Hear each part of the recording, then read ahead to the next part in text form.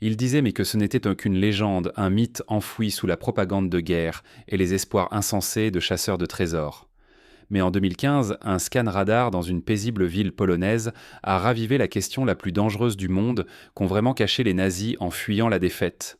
Pendant des décennies, des histoires ont murmuré l'existence d'un train chargé d'or, volé d'œuvres d'art inestimables, et de quelque chose de bien plus troublant, scellé à jamais. Les preuves furent écartées, la vérité étouffée, jusqu'à maintenant. Le train d'or nazi était réel et c'était pire que ce que nous pensions. Ce qui repose sous les monts des hiboux ne pourrait pas seulement changer l'histoire, cela pourrait la réécrire. Un train disparu dans les montagnes. Dans les derniers mois de la Seconde Guerre mondiale, alors que l'Allemagne nazie s'effondrait sous la pression des forces soviétiques, quelque chose d'étrange s'est produit sur les voies de ferrée de Basse-Silésie. Un train fortement gardé dont on disait qu'il transportait des tonnes d'or, des pierres précieuses, des œuvres d'art inestimables, et peut-être quelque chose d'encore plus sinistre, a disparu entre Breslau, l'actuel Wrocław, et Waldenburg, aujourd'hui Wałbrzych. Il ne fut jamais revu. Le train aurait disparu près des monts des Hiboux, une région montagneuse et boisée du sud-ouest de la Pologne. Ce n'était pas un train ordinaire. Des témoins l'ont décrit comme blindé, extrêmement sécurisé et différent de tout ce qu'ils avaient avant pu voir. Selon plusieurs récits, dont celui d'un garçon polonais de 15 ans nommé Gutard Wels, le train a été aperçu se dirigeant vers l'ouest en pleine nuit, en janvier 1945, juste avant que l'armée rouge n'encerclât la zone. Puis, plus rien, comme s'il s'était évaporé. Les rumeurs ont vite commencé à circuler sur ce qu'un train aussi protégé pouvait bien transporter. Pendant des années, des gens ont cherché des preuves de l'existence du train d'or nazi. Mais tout cela semblait vain.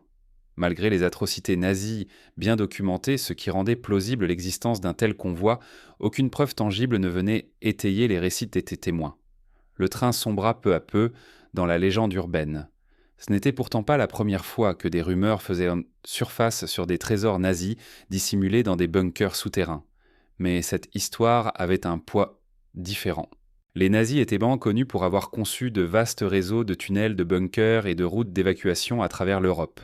Dans ce cas précis, la cachette supposée se trouvait près du château de Xianche, l'un des projets de quartier général d'Hitler et siège du réseau de tunnels inachevés connu sous le nom de projet Riese. Ces tunnels creusés profondément dans les monts des Hiboux par des prisonniers réduits en esclavage furent abandonnés à la hâte lorsque les soviétiques approchaient. Nombre de leurs entrées furent certainement scellées comptées par des explosions. Et si un train y était entré, il est tout à fait plausible qu'il ait été intentionnellement muré à jamais. Au fil des années, des cartes ont émergé. Certaines montraient des voies secondaires bifurquant de la ligne principale Wrocław-Wałbrzych. D'autres indiquaient pour des entrées de tunnels inachevés mais clairement identifiables. Un ancien mineur, Tadeusz Słowikowski, croyait que le train reposait précisément à l'endroit où deux explorateurs amateurs, Piotr Koper et Andreas Richter, allaient plus tard prétendre l'avoir localisé. Il avait obtenu des informations des années auparavant d'un ancien fonctionnaire des chemins de fer allemands, laissant entendre que le train avait bien pénétré un tunnel pour ne jamais en ressortir. Mais là encore, aucune preuve définitive ne fut trouvée. Juste des murmures, des cartes et des rumeurs transmises de génération en génération. Et pourtant la croyance persistait, le train d'or nazi était là quelque part enfoui sous la terre de Basse-Silésie, enseveli sous des décennies de déni et de gravats.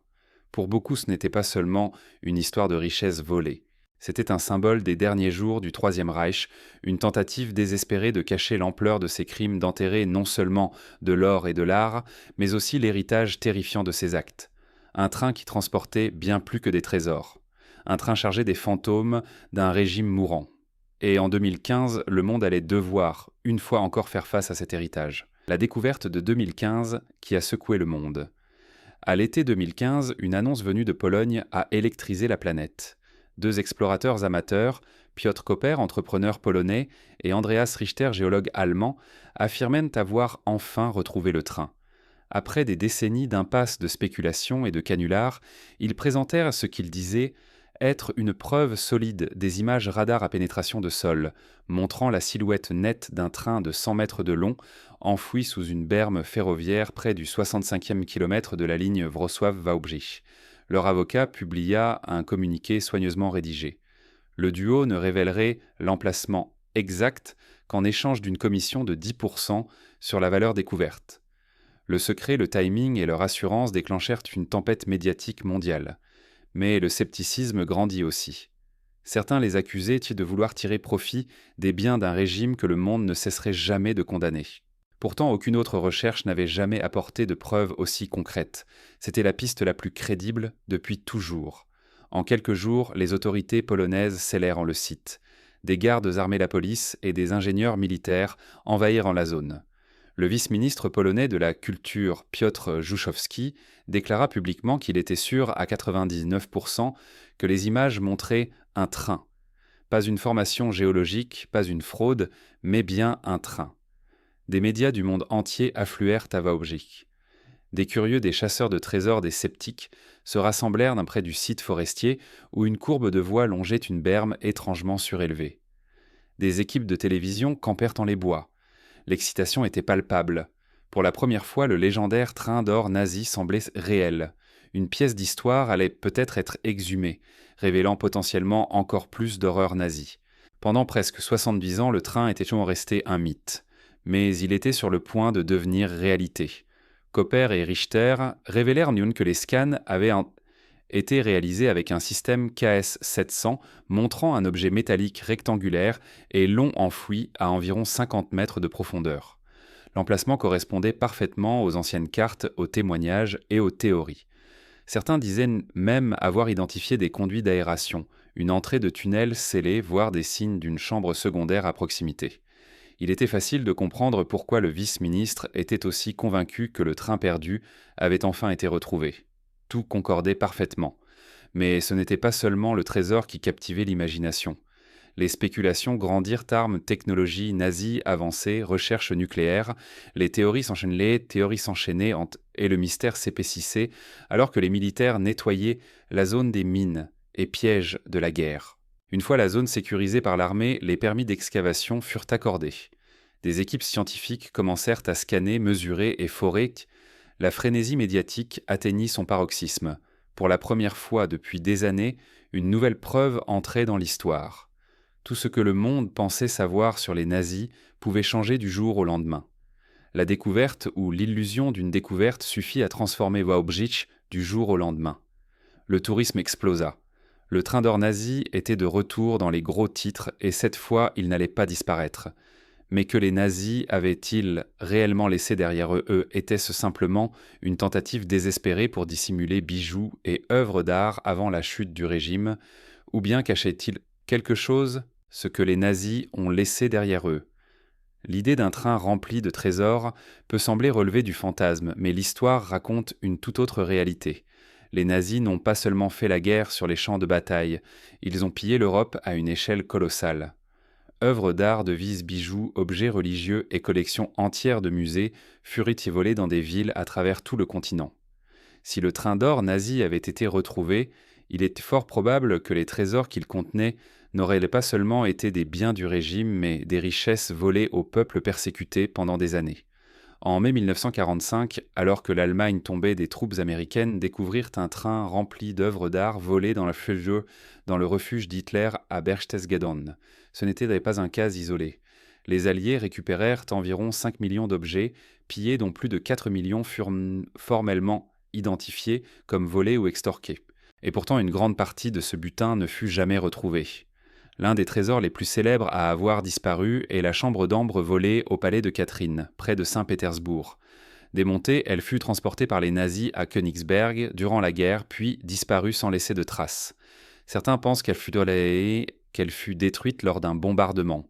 D'autres affirment qu'elle aurait été chargée dans un train, le même que l'on soupçonne aujourd'hui d'être enterré sous les monts des hiboux. Le bras droit d'Hitler, Hermann Göring, fut l'un des plus grands voleurs d'art de l'histoire moderne. Il se vantait ouvertement de ses campagnes de pillage, amassant assez de chefs-d'œuvre pour remplir plusieurs musées. Hitler lui-même rêvait d'un super musée à Linz, en Autriche, et sa collection privée comprenait des pièces rares volées à des collectionneurs juifs des galeries et des universités. Il existe même un précédent d'un véritable train d'or en 1945. Les forces américaines interceptèrent un train en Autriche, transportant une immense quantité d'or, d'argent et d'œuvres d'art volées aux Juifs hongrois. Cela comprenait 52 caisses d'or et de diamants, plus de 1500 caisses d'argent et même les réserves d'une banque nationale entière. Une grande partie de ce trésor disparut mystérieusement après la saisie par les Américains. Plutôt que d'être restitué aux communautés spoliées, ce butin semble avoir prolongé l'horreur nazie sous une autre forme. Ainsi, lorsque des histoires des sauts d'un train nazi enterré refirent des surfaces, en 2015, elles ne sortaient pas de nulle part. Les nazis avaient un sans-faux le mobile, les moyens et l'occasion. Ils avaient construit des bunkers souterrains et des réseaux de tunnels complexes pour cacher leurs richesses volées à l'avance des Alliés. Ce n'étaient pas des rumeurs, mais des stratégies documentées. L'un de ces trains a-t-il pu simplement disparaître dans les montagnes, scellé derrière des explosifs et des décennies de silence ? Pourquoi le projet ROAS aurait-il été lancé, sinon pour transporter secrètement des biens volés, sous les monts des hiboux ? Le projet Riez. Pour comprendre comment un train a pu disparaître, il faut comprendre ce qui se cache sous la surface. Le projet Riez, qui signifie « géant » en allemand, fut un immense chantier lancé par les nazis en 1943 dans les monts des hiboux. C'était l'un des projets les plus ambitieux d'Hitler, un complexe souterrain tentaculaire destiné à accueillir un centre de commandement du Führer et à transférer des opérations industrielles stratégiques à l'abri des bombardements alliés. Construit à l'aide du travail forcé des camps de concentration, le réseau de tunnels était vaste, brutal et inachevé. De nombreux ouvriers y laissèrent la vie, victimes de ce que les responsables nazis appelaient cyniquement l'extermination par le travail. Les corps des morts étaient remplacés comme des pièces de machine. Le nombre énorme de prisonniers de guerre et de déportés assurait un flux constant de main-d'œuvre corvéable. Aujourd'hui encore, l'ampleur totale du projet Riez reste inconnue. Seule une partie du complexe a été cartographiée ou rendue accessible. Des puits géants, des tunnels à plusieurs niveaux et des chambres aussi grandes que des cathédrales parsèment dans les montagnes. Et il y a aussi les portes scellées, les entrées explosées, les galeries bouchées par des éboulis que personne n'ose dégager. Il ne fait aucun doute que les monts des hiboux renferment des secrets que le monde ne découvrira peut-être jamais, ce qui en fait l'endroit parfait pour cacher un train d'or nazi. Des experts estiment que ces tunnels inachevés auraient pu abriter des trains entiers. Des images satellites et des cartes d'époque montrent plusieurs coïncidences troublantes entre les réseaux de tunnels connus et les voies ferrées voisines. Le géophysicien Krzysztof Szpakowski, qui étudie la région depuis des décennies, a repéré de nombreuses anomalies, cavernes, puits, conduites d'aération. Pourquoi les nazis auraient-ils eu besoin d'espaces souterrains aussi gigantesques ? Certains pensent qu'ils y délocalisaient leurs usines d'armement. D'autres croient qu'ils y développaient de nouvelles armes missiles, longue portée avions à réaction, voire les composants d'un programme nucléaire. L'un des sites, le complexe d'Ossovka, comprend un vaste espace souterrain fortifié avec accès ferroviaire. Non loin de là se trouve le château de Xiange, également modifié pour devenir un quartier général nazi. Un tunnel relierait même le château directement à la ligne de chemin de fer. Cela aurait-il pu être la destination finale du train d'or nazi ? Un autre indice vient de l'utilisation du train personnel d'Hitler le Führerzug. Ce centre de commandement mobile opérait souvent depuis des endroits secrets à travers l'Europe. La région de Wałbrzych a-t-elle déjà servi de base à ces opérations ? Ce n'était pas confirmé. Mais ce que l'on sait, c'est que les nazis ont investi béton, main-d'œuvre et secrets dans ces montagnes avant de fuir précipitamment, détruisant les documents et scellant les accès. Trop d'indices pour être ignorés. Au fil des décennies, trop d'indices sont apparus pour être écartés. Des témoins oculaires ont décrit à plusieurs reprises des mouvements étranges de trains au début de l'année 1945. Civils mineurs et même des cheminots se souvenaient peut-être d'un train lourdement gardé se dirigeant vers l'ouest avant de disparaître sans laisser de traces. Le mineur à la retraite Tadeusz Słowikowski était tellement convaincu de l'emplacement du train qu'il a passé des décennies à étudier des cartes et des témoignages. Ces théories correspondaient exactement aux scans réalisés par Koper et Richter. En 2015, lorsque le site fut enfin exploré, le radar détecta bien plus qu'un simple objet métallique. Il indiqua la présence de formes régulières et artificielles enfouies dans le sol, possiblement des wagons ou compartiments. Un scan complémentaire identifia même plusieurs cavités dans la roche. Serait-ce l'entrée du tunnel caché? Et pourtant le scepticisme persistait. Le professeur Janusz Madej, à la tête d'une équipe de l'Académie des mines de Cracovie, affirmait que les anomalies détectées étaient en naturel. Richter et Koper n'étaient pas d'accord et le firent d'abord savoir publiquement et à plusieurs reprises. Leurs scans furent analysés par des experts indépendants qui remarquèrent des fonds de force de champs électromagnétiques temporairement dans la même zone.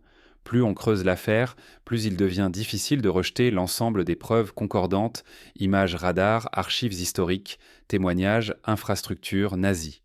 Même les images satellites montraient des distorsions du terrain correspondant à des lieux indiqués sur les cartes allemandes de l'époque. Il y a aussi le témoignage de lits de mort qui aurait déclenché les recherches de Koper et Richter. Bien que non confirmé, ce récit évoquait un ancien officier SS affirmant connaître l'emplacement d'un train scellé dans un tunnel près de Wałbrzych. Cette confession ajoutait une couche supplémentaire de crédibilité à une montagne d'indices déjà importante. Pris individuellement, chacun de ces éléments pourrait sembler insuffisant, mais ensemble, ils racontent une histoire saisissante qui refuse de mourir. Et peut-être qu'ils suggèrent autre chose que le train d'or nazi transportait bien pire que de l'art et des bijoux. Et si ce n'était pas que de l'or? La légende du train d'or nazi a toujours été centrée sur le trésor, lingots d'or bijoux, œuvre d'art inestimable. Mais à mesure que de nouvelles preuves faisaient en surface, certains commencèrent à se demander si la vérité n'était pas encore plus sombre. Il est probable que les biens contenus dans ce train aient été volés au peuple persécuté par les nazis juifs roms intellectuels, personnes homosexuelles handicapées et bien d'autres groupes ciblés. Et cela en soi est déjà choquant. Ce train n'était pas seulement une tentative de cacher les trésors du régime nazi. Il servait à dissimuler des biens qui ne leur avaient en jamais appartenu. Mais il existe un précédent au sein du régime qui pourrait indiquer que ce train d'or ne concernait pas seulement la richesse. Il existe des théories persistantes selon lesquelles le chargement aurait pu inclure des effets personnels arrachés aux victimes de l'Holocauste, vêtements, valises en or, alliances, prothèses, des objets catalogués et pillés systématiquement dans les camps de concentration. Les nazis étaient méthodiques dans leur manière d'extraire la valeur des vies humaines. Et à la fin de la guerre, de nombreux camps d'extermination furent évacués à la hâte. Des témoins de l'époque ont décrit des convois militaires transportant non seulement des objets de valeur, mais aussi des marchandises étranges, caisses en bois, conteneurs de la taille d'un corps humain, wagons scellés, escortés par des unités SS. Si le train d'or nazi faisait partie de ces convois, il est possible qu'il ait contenu des preuves de crimes, que le régime cherchait désespérément à faire disparaître à jamais. Et puis, il y a la théorie des secrets scientifiques ou militaires. À la fin de la guerre, les scientifiques allemands travaillaient frénétiquement sur des armes avancées, voire sur la technologie nucléaire. Le projet RISE et les complexes autour des monts des hiboux ont longtemps été soupçonnés d'abriter des éléments de ces programmes. Certains spéculent que le train aurait pu transporter des matériaux radioactifs, des machines expérimentales ou encore des documents liés à la recherche sur les armes. Lorsque les forces soviétiques arrivèrent, elles menèrent des fouilles approfondies, mais peu documentées, de ces tunnels. Plus tard, des rapports évoquèrent le retrait de caisses mystérieuses par des scientifiques russes sous escorte armée. Leur contenu reste classifié. Dans cette version de l'histoire, le train d'or nazi serait bien plus qu'un trésor. Il serait un coffre-fort mobile de l'horreur, un réservoir de tout ce que le Troisième Reich voulait empêcher de tomber entre les mains des Alliés. Certains chercheurs vont jusqu'à dire que le train n'était jamais destiné à être retrouvé. Il n'a pas simplement été caché, il a été délibérément enseveli avec les secrets qu'il transportait. Non pas pour garder la richesse hors de portée de l'ennemi, mais pour empêcher quiconque de découvrir les atrocités commises. Et si cela est vrai, alors l'expression « pire que ce que nous pensions » ne suffit même pas à décrire ce train. Mais connaîtrons-nous un jour la vérité sur ce que les nazis ont tant tenté de cacher, la vérité sous la terre? À la fin de septembre 2015, après des semaines de spéculation, des ingénieurs militaires polonais commencèrent à défricher la zone boisée et à inspecter le site suspecté. Des sapeurs vérifièrent la présence de mines et de pièges explosifs. Le sol de la forêt fut soigneusement analysé, le monde entier observé, des drones survolant les lieux, des équipes de journalistes diffusées en direct et puis rien. Aucun dévoilement spectaculaire, aucune caisse d'or nazie extraite de la terre, aucun moment de vérité historique. Mais surtout aucune conclusion définitive non plus. Les fouilles étaient peu profondes, atteignant à peine 1 mètre sous la surface lors du premier balayage. Des experts et observateurs indépendants remirent en question la profondeur des recherches. Richter et Copper restèrent fermement convaincus que leur scan montrait quelque chose de substantiel, enfoui bien plus profondément. Nombreux furent ceux qui réclamèrent de poursuivre les excavations. L'explosion initiale, combinée aux éboulements naturels des années précédentes, aurait pu recouvrir le train sous des tonnes de terre et de roches supplémentaires. Ce que faisaient les autorités semblait insuffisant. Des points de fouille auraient été manqués, des anomalies topographiques signalées, poussant à demander un nouvel accès. Les autorités locales, elles oscillaient entre prudence scientifique et la montée en puissance de la légende. Le maire de Wałbrzych reconnut l'attention médiatique mondiale, citant une augmentation de 44% du tourisme depuis la médiatisation de l'affaire. Même les sceptiques commencèrent à reconnaître que la légende possédait une valeur culturelle, financière et historique.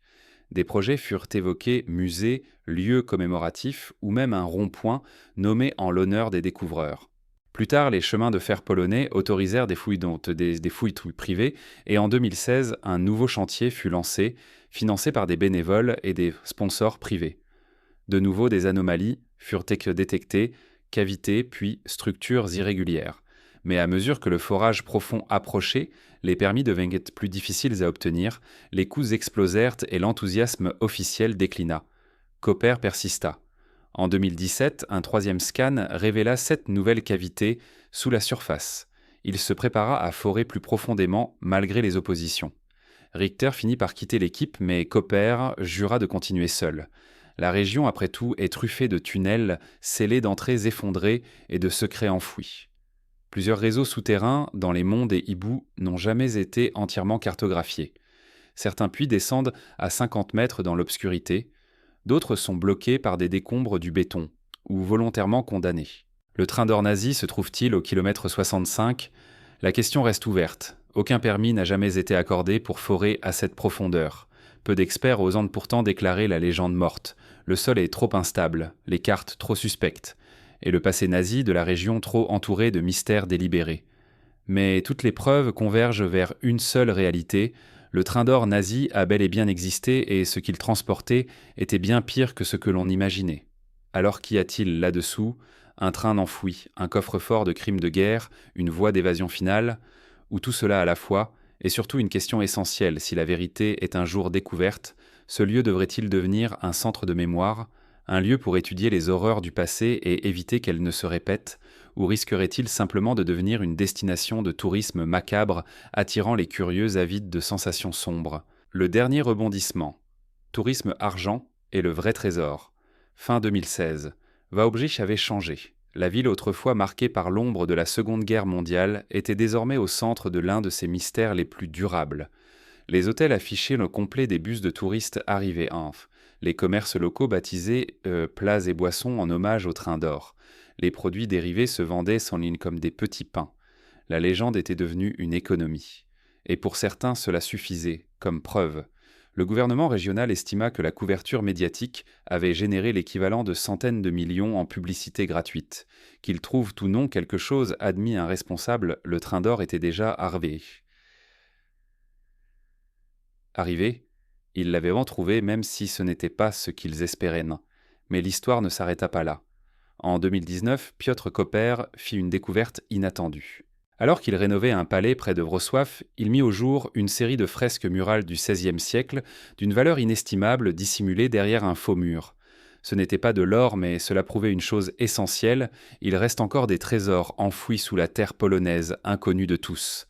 Et les tunnels dans les montagnes, ils sont toujours là, encore largement inexplorés. Beaucoup restent scellés, que ce soit par les nazis, les soviétiques ou les autorités polonaises. Certains furent inondés, d'autres volontairement comblés pour éviter les pillages ou les intrusions. Leur contenu complet reste un mystère. Chercheurs historiens et explorateurs amateurs continuent à émettre des hypothèses.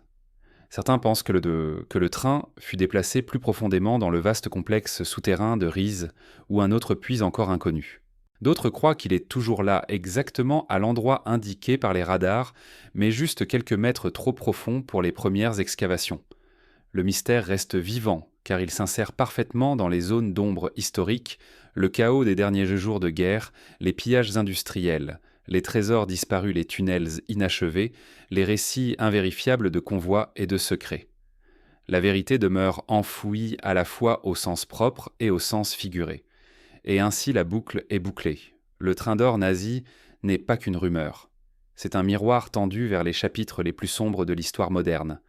Un avertissement, une énigme, un rappel de ce que l'homme peut cacher lorsqu'il pense que personne ne regarde. Quoi qu'il repose sous cette butte hors horreur ou pire encore, une chose est sûre, le train d'or nazi a bel et bien existé. Et c'était bien pire que ce que nous pensions.